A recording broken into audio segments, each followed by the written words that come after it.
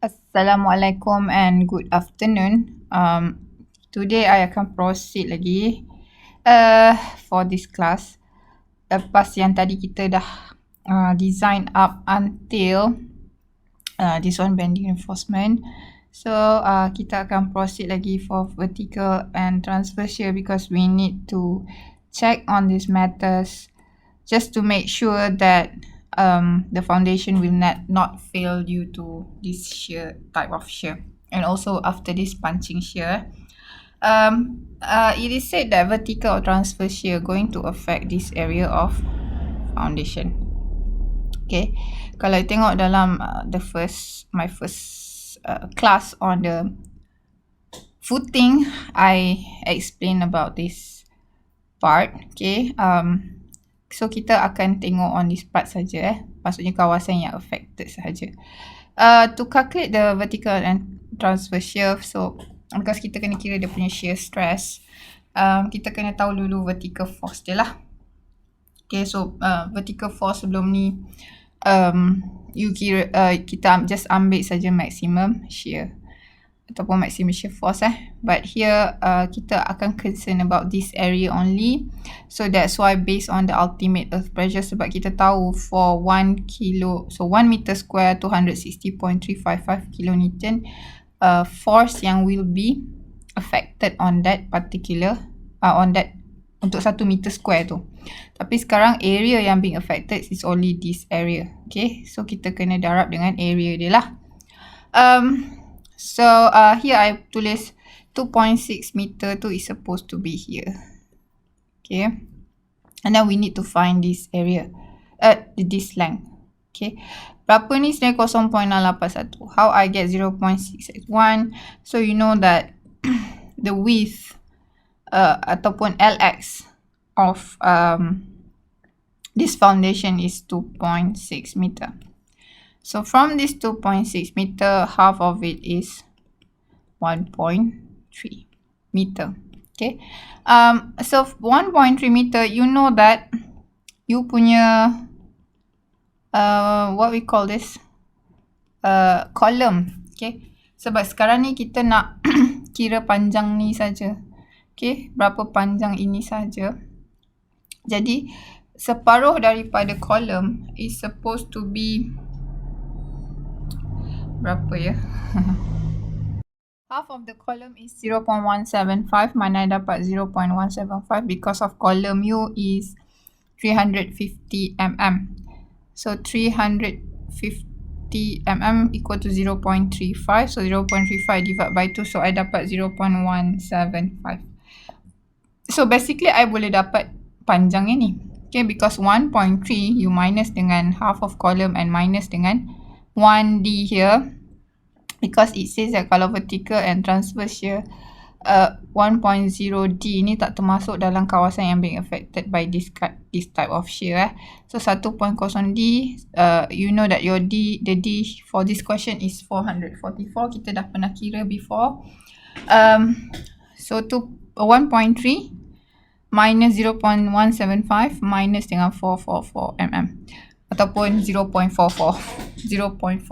lah.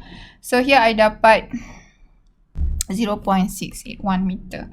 So that is panjang this one. Okay, you darabkan je, so I dapat the area of V, the value of V, which is the shear force, 460.985. And then as usual we need to calculate it shear as shear stress. Okay, so shear stress, we know that the shear force we need to divide by area BD ni lah, BD.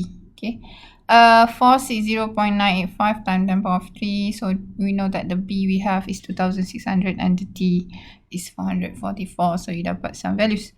So next, as usual, we need to calculate for VC. So kita akan comparekan the value of V ni. No, bila kita kata dia tak ada vertical or transverse shear, meaning value of V mesti less than VC. Okay, so value of V kita is 0.39. So kita akan cari value of VC. So how we going to get the value of VC? Pakai formula yang sama. So as usual, this 100 AS divided by BD punca kuasa 3 ni, normally I will calculate it separately. So 100, so here we have AS which is 2414. So mana I dapat AS ni? AS ni bukan AS required, AS provided. So AS provided yang kita provide here, okay, ada dua jenis which is 8T16 dan 4T16. So you ambil je value 1610 ni. This is the one that we provide. This is the one yang mana yang required. Okay. Ini adalah yang required kan. You perlukan sebanyak ini. But this is the one that you provide. Okay. So ambil saja 1610 and also kita ada juga this 40 or 4Y16 804. So 804 plus dengan 1610. So itu yang I dapat 2414. Okay.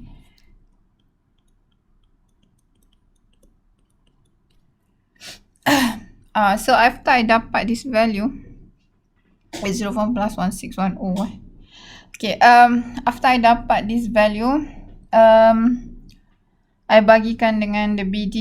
Okay, kita dah dapat 2600 the value of BD. Okay, 0.209 masukkan saja dalam this formula. So as usual, kita ada additional 0.79, okay, sama 0. Sama, tapi ini kita ada additional because of our FCU is not 25, so FCU kita adalah 35, so we have to add this one inside and 1 here. Why? Because of D kita more than 400. Our D is actually 444. So because of the D is 444, kita exclude this one. Bukan exclude lah, kita anggap dia 1. Okay, macam biasa. So you dapat 0.44, but comparekan dengan the value of V 0.399. Obviously 0.399 is less than 0.444, which means that we don't need to provide any shear reinforcement. Okay, so we are done with vertical or transverse shear. So next we're going to look at the punching shear. Okay, punching shear meaning for punching shear, this is the critical area for punching shear. So different from transverse shear. Okay, how are you going to calculate this one? So area dia lain. So this is how we're going to calculate the area. So here you have the PS, which is the ultimate earth pressure, and you have to darab dengan area. Sama je, yang ni pun darab dengan area juga. Okay, tapi area dia area yang berlainan lah. Ini affected area dia kat sini. But for punching shear, it's around the foundation. Okay, keliling foundation tu. Kita nak dapatkan area ni how? So obviously senang saja. Tak senang juga lah. Kenalah mengira sikit. Mana I dapat 1.6. Okay, obviously kalau you kira area, you nak kira area kat luar, mestilah area semua ni. Okay, obviously kita ada big area like this, and we going to minus area yang kat dalam. So basically kita akan dapat area yang keliling, betul kan? Okay, that is what I'm doing here. Okay, sebab kita nak area yang kat luar ni tak termasuk yang kat dalam ni. Okay, so I minus dengan area yang kat dalam ni. Okay, that's why keluar 2.6 tu. Okay, so 2.6 I will minus with area yang kat dalam. So area yang dalam ni, the one here, area yang ni ya. Okay, kita nak kira area ni. So how are we going to calculate that one? Basically we know that for punching shear, jarak daripada face of column ni sampai the point here is 1.5 D. So 1.5, we know your D is 444. Okay, when it is 444, darat 1.5, 666 lah. Okay, so ini 666, and then we have like half of the column again, which is 0.175. So 0.175 plus width 666.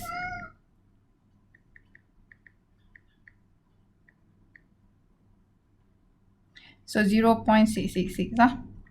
You akan dapat 0.841.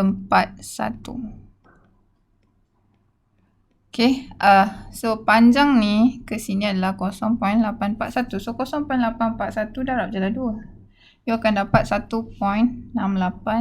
Sebab 0.841 yang ni je. Okay, so sampai sini, maksudnya kalau ini kenalah darab 2. So dapatlah 1.682. So since kat sini 1.82, sini 1.82, nak kira area dia, so just darab this one. Darab dengan this one So dapat kuasa 2 lah. 1.682 tolak. Tolakkan 2.6 power of 2 minus dengan 1.682 ni. Okay, so dapat area yang kat luar ni. Okay. From that, you will get some value for shear force. And then, what we need to do next, we need to calculate the perimeter or circumference. So circumference apa maksudnya? Inilah. Circumference yang area yang dekat dengan kawasan yang shaded ni. Berapa panjang area ni semua. So we know that this is 1.682 panjang ini. Ataupun 1682, tak kisah. 1682 didarab saja dengan 4. Okay, kita kira saja. So 1682, because of there's a 4 sides keliling, darab dengan 4. 6728. Okay, after that, to calculate for shear stress, shear force ni, formula kena bagi dengan perimeter darab dengan D. So that's why kita kira perimeter ni. Okay, so V kita dah kira, which is 1023.423 kilonewton. Tukar jadi Newton, that's why darab 1000, bagi dengan the perimeter which is 6728, kita kira above, and darab dengan dia punya value of D. Okay, and we're going to get some values here. Compare kan this 0.343 yang kita dapat for the shear stress ni, compare dengan VC yang kita ada calculate dekat belakang. Okay, so we're going to use the same value for VC. VC tak berubah sebab this is shear stress of concrete. Okay, so 0.444, compare kan, obviously our V is less than VC. So maksudnya punching shear is unlikely to occur because of kita provide enough height, ataupun masa kita pernah assume height for the footing which is 500 mm sebelum ni kita pernah assume. So it shows that it is acceptable lah, maksudnya yang kita assume tu betul lah, 500. Okay, last kali we need to sketch. So to sketch, oh man, salah ni, 2600. Okay, it is 2.6. Macam mana ni? Okay, here I sketch so this is your footing, top plan view or top view So right now we have like 2 types, which is one of it yang kita akan letak daripada yang 1.5D, if you still remember, yang masa kita kira distribution of reinforcement tu kan, 1.5D, ni pun 1.5D. Okay, yang kita ada kira sebelum ni. So sama juga on each side, semua sama. Okay, it is daripada point face of the column sampai 1.5D, this is 8Y ataupun 8T16 yang dia punya spacing 220. Both ways maksudnya area vertical, arah vertical and arah horizontal sama lah. Okay, and this one 4Y16 dash spacing 250 ni, okay, sama juga. Okay, this one untuk yang balance daripada point ni lah.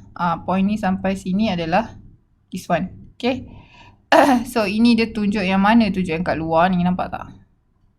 dia ada like arrow tu kan, nampak ada tunjuk dekat point mana. Yang kat luar ni adalah this 4, Y16, spacing 250, and dekat dalam ni, dari ini adalah yang terakhir sebab dalam ni semua ni adalah yang 8Y20.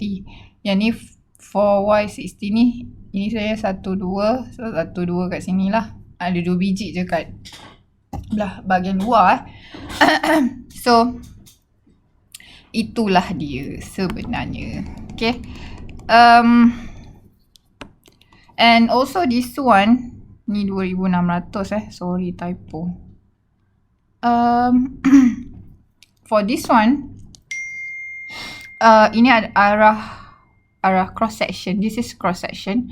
So here we have like the total height lah 500 and effective depth lah 444, and here you just letak je lah 8 campur 4 sebenarnya ada 12, so sepatutnya ada 12 biji dalam ni, but doesn't matter macam mana you sebab yang penting this one lah.